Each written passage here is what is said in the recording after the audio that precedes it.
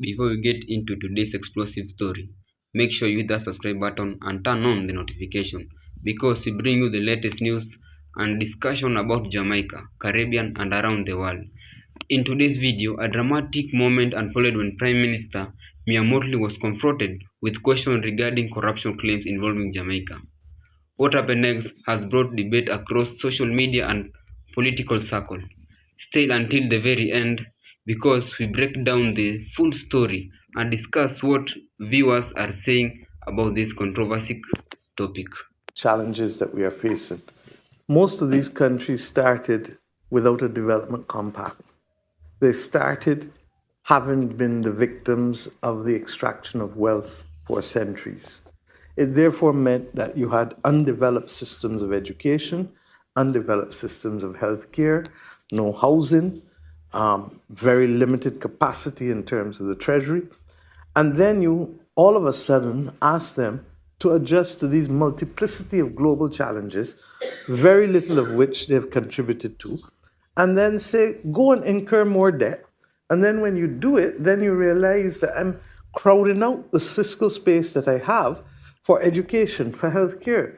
So we are being, as I've said over and over, victims twice, both in terms of the extraction of wealth for the Industrial Revolution, and then the double jeopardy comes because that same Industrial Revolution has put us on the front line of the climate crisis.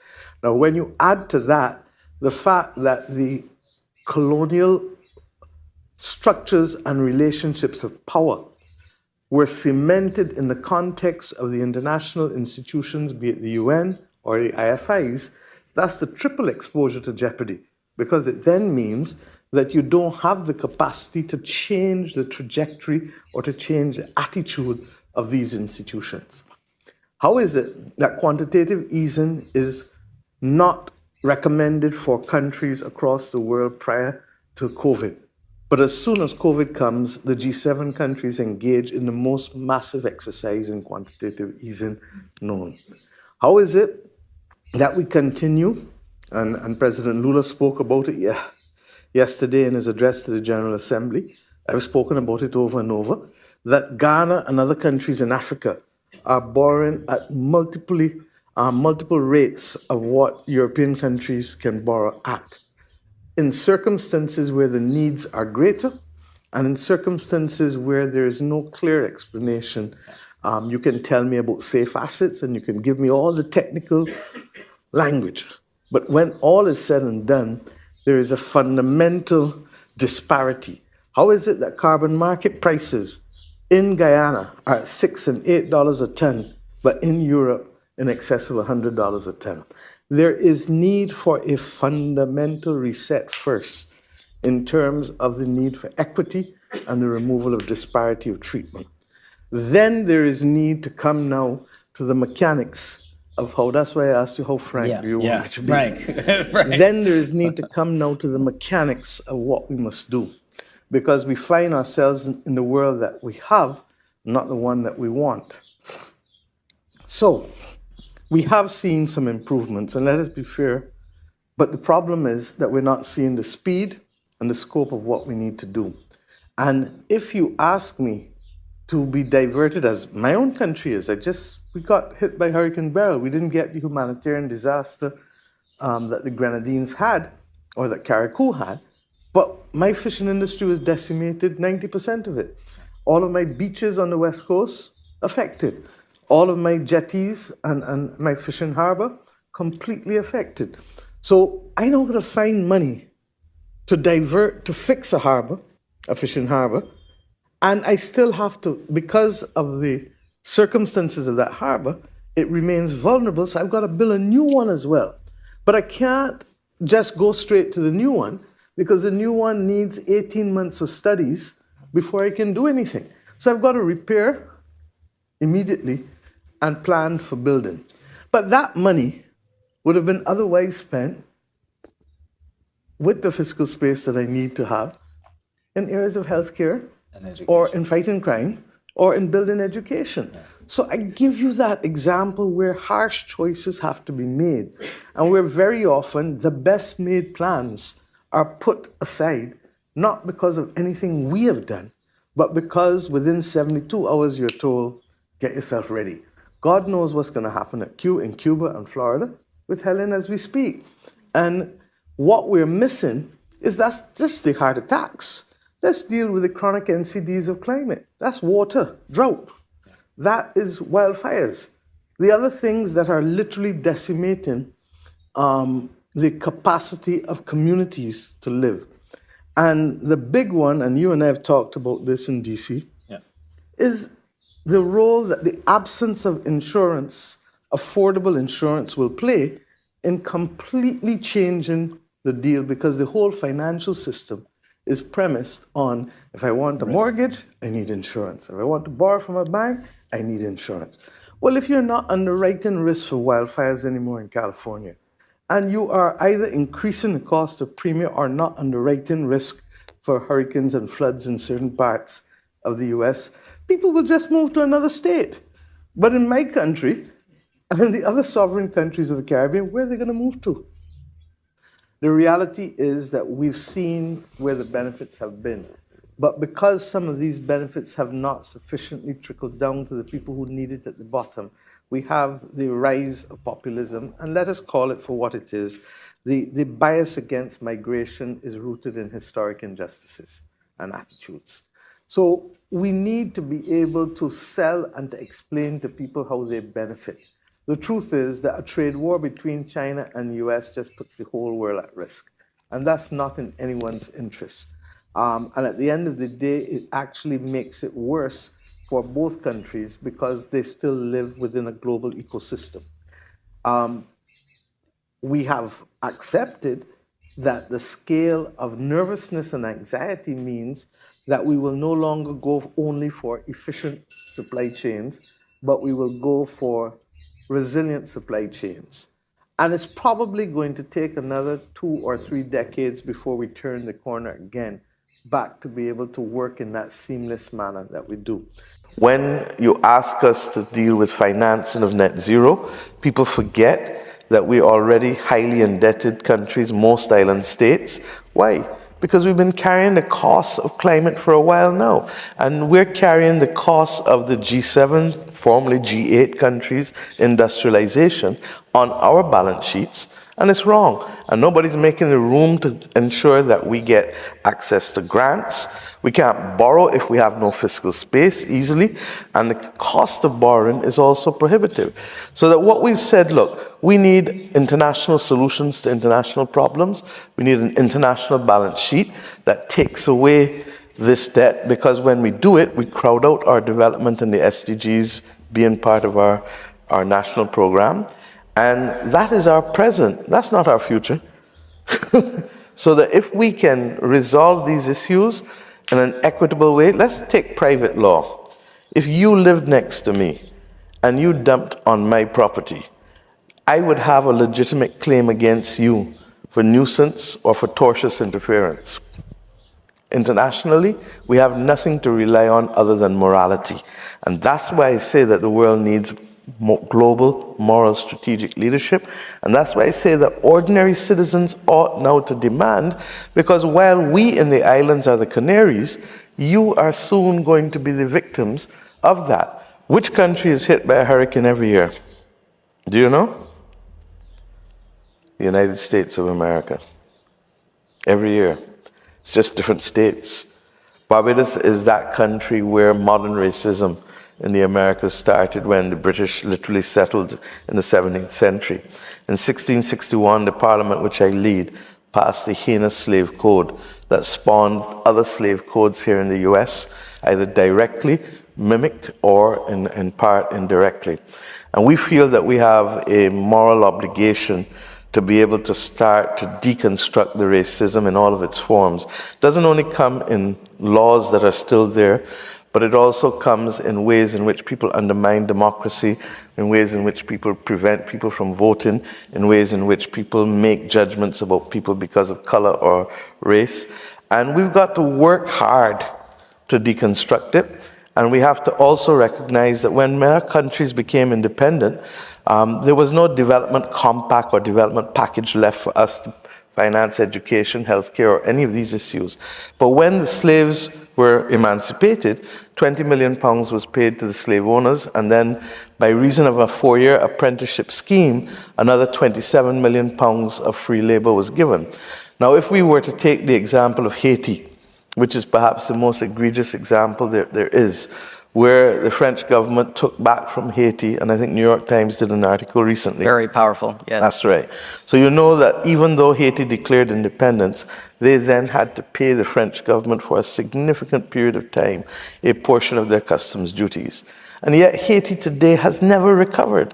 And we have to ask ourselves, can we accept that the Industrial Revolution was financed by the blood, sweat, and tears and money of developing countries, and at the same time causes the climate crisis today? And it's a case of double jeopardy. So we had the wealth taken from us, and now we are facing the consequences of that wealth's impact on the Earth's climate. It's wrong, just simply wrong. That committing and walking the walk and not just talking the talk will mean. We come to Paris today with a heavy heart, but with hope. We come to Paris today not to reinforce the divisions of the past, the orders of the past, but we come to Paris to identify the common humanity that we share and the absolute moral imperative to save our planet and to make it livable. We don't need a lot more words today. And quite honestly, I don't know that I have it in me to give more words. As I speak to you, my country, that of St. Vincent and the Grenadines and others in the Caribbean, in the Eastern Caribbean, are under a tropical storm watch for Tropical Storm Beth, literally. Yesterday, I had to decide whether to stay or to go. And I chose to stay because it is important that we move to action. Behind Tropical Storm Beth is another system. And hence, this is our new reality. We have heard this morning from Vanessa. We've heard from the economists. We've heard from the president of Niger. And everyone has spoken truth with feeling, with clarity. And Emmanuel, I've left you for last, because privately I call this the How Dare You Summit. How dare you? How dare you upset the order? How dare you step out of your crease and summon us all to this inflection moment that will determine whether we will have the capacity and the will to bring pace and scope to the problem. I can tell you that there has been movement. Yes, 9 months ago, no one was speaking about natural disaster clauses. Now we have people wanting to recognize the wisdom of it, because countries do need to pause debt payments if they are going to house and feed people who are victims of a climate crisis. Doesn't quite work as well for those who have to move people who are suffering from drought, as the president of Malawi has had to do. So we need to perfect it.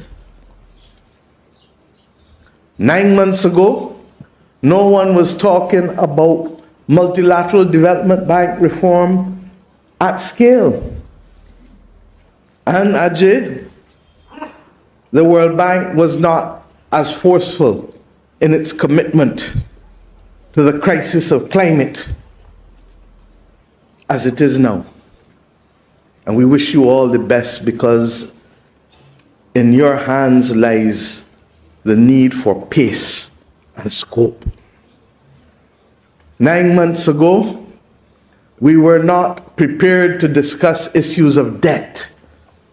And Kristalina, when no one else was stepping up during the pandemic, yes, you led the way, recognizing that your duty was not only to deal with the symptoms of the balance of payments problems, but to go back to the treaty and its underlying objective of securing growth and macro and financial and economic stability. But what is required of us is not simply to mark a card for progress. As we heard from Vanessa, what is required of us now is absolute transformation and not reform of our institutions. And that transformation is required because while the world knew since the 1890s that we were facing the warming of the climate, we chose not to heed the advice of scientists. And that which could have been done in more than a century is now being reduced to be done in less than a decade. And Secretary General, my heart bleeds for you, because yours has been almost that constant voice in the wilderness. But I say to you that it has not been in vain. As you heard from President Macron this morning, there is now the beginning of the understanding that poverty and climate cannot be separated, that education and climate cannot be separated. And later today we will go into the details of what that action must look like, much of which we have put in the Bridgetown Initiative, not because we believe we have the answers alone, but simply because we had the will to pull people together and say, let us discuss these issues and let us make enough noise consistently to command the attention of those who must speak and who must act. I ask us today not to leave Paris without understanding that the bolstering of the political ambition that is required must secure transformation and not reform. And I ask us to ensure that those of us who are heads of government and heads of state recognize that the world cannot continue in the shadow of an old imperial order that does not see countries, does not feel countries, does not hear countries, and worse, does not see, feel, or hear people. I ask us today to recognize that we cannot come to Paris but let our directors go back to the IMF or the World Bank and it be business as usual. They do not act in their own interests. They act on behalf of our sovereign states. And that is why we speak not only to the need for money, we speak to the need for the reform of the governance systems. Because when these institutions were founded, our countries did not exist. And we speak for a complete transformation of securing the sources of capital, as unpopular as it might be to voice it. We do not ask for the bankruptcy of private companies.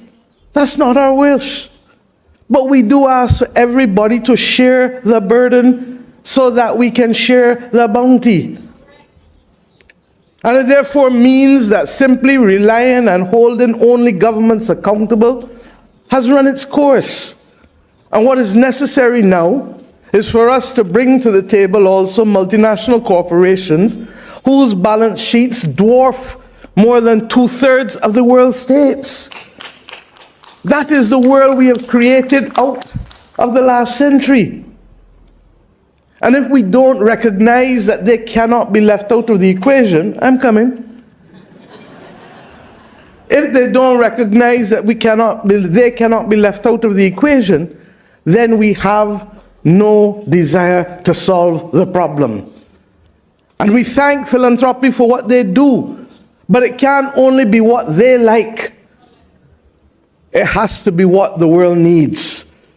And I hope that we leave Paris, therefore, not only secure in our determination to protect the planet, to protect the biodiversity, to protect people, but to recognize that if we do not act today at scale, with pace, we will not be able to get there in time to save more people.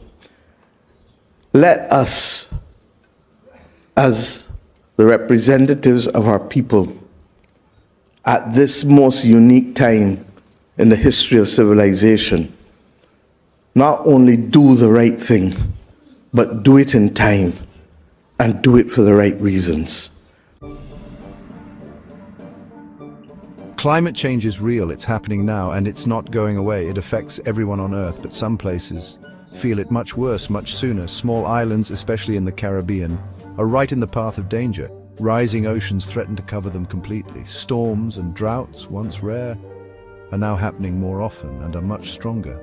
Hurricanes, dry spells, and beaches washing away aren't just ideas for these islands.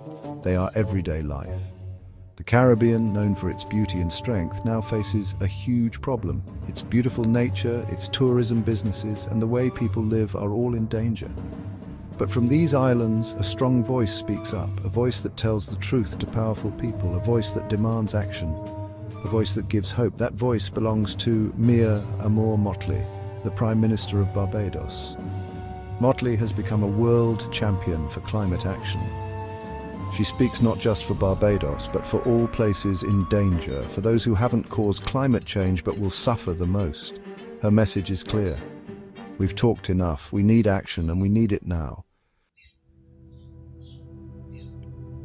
Mia Mottley's leadership on climate change comes from seeing what's happening in her own country and region. She understands the science, but more importantly, she understands how it hurts people. She has seen hurricanes destroy things, beaches disappear, and how it affects communities. Seeing these things herself makes her message strong and urgent, and people far beyond the Caribbean listen. Mottley didn't become a world climate leader by chance. It's because she's smart, she cares about people, and she never gives up. She's a great speaker, able to explain complicated things in a way that's easy to understand.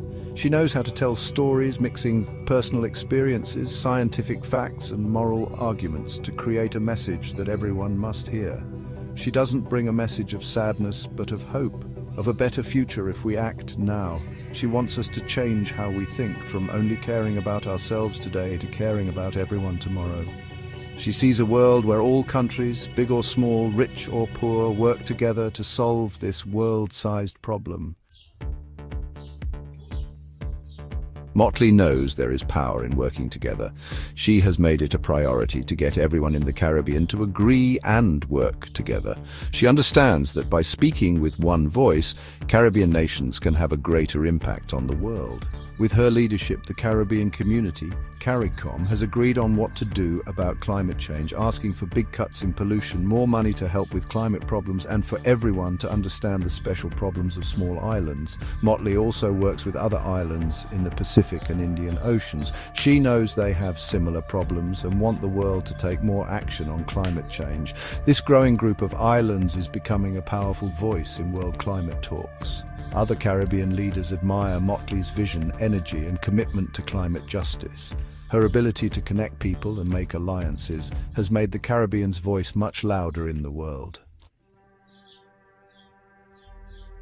Mia Mottley has changed the world's climate conversation in a big way. She uses her position to challenge the way things are, to point out unfairness, and to demand better from the world's most powerful countries. Her speeches at international meetings, especially the yearly United Nations Climate Change Conferences, or COPs, have caught the world's attention. At COP26 in Glasgow in 2021, Mottley gave a speech that everyone remembers. She spoke with passion and eloquence, reminding leaders of their duty to act. 1.5 to stay alive, she said, talking about how much the world can warm up before it's too dangerous. Her words, both inspiring and serious, woke up the world. Her message wasn't just about danger, but about what to do. She said the world's money systems need to change because they aren't helping developing countries deal with climate problems. She suggested real solutions like forgiving debt for vulnerable countries and giving them more money to fight climate change. Mia Mottley is a brave advocate for small island nations. She isn't afraid to talk to the world's most powerful leaders, reminding them of their promises and demanding they do more to fix the climate crisis. She has talked directly and honestly with leaders like French President Emmanuel Macron, Canadian Prime Minister Justin Trudeau, and US President Joe Biden, pushing them to back up their words with action. She doesn't argue just to argue, but to make progress. She knows that building relationships and finding common ground are important for solving climate change. But she's not afraid to tell the truth to powerful people, to challenge them when they are too comfortable, and to remind them of their responsibilities. People have noticed her work. World leaders have praised her leadership, her passion, and her commitment to finding solutions. She's earned the respect of other leaders, even as she pushes them to do more. Her voice, once a lone voice from a small island, has become a powerful force in the world. Moments like this remind us just how important open discussion are in a democracy. Whether you agree with Mia Mottley's response or believe the journalist was simply doing their job by asking tough questions, this exchange has brought conversation across the Caribbean and beyond. These are the kind of discussions that encourage citizens to stay informed and engaged with issues that affect their lives. Now we want to hear from you. Do you think Mia Mottley handled the situation well? Was the journalist's question fair? Share your thought in the comment below because your voice matters and we read as many comments as possible. If you enjoyed this video and want more updates about Jamaica, analysis and reaction on the biggest stories coming out of Jamaica, Caribbean and around the world, be sure to like this video, subscribe to the channel and turn on the notification so you never miss an update. Thank you for watching and thank you for being part of the community.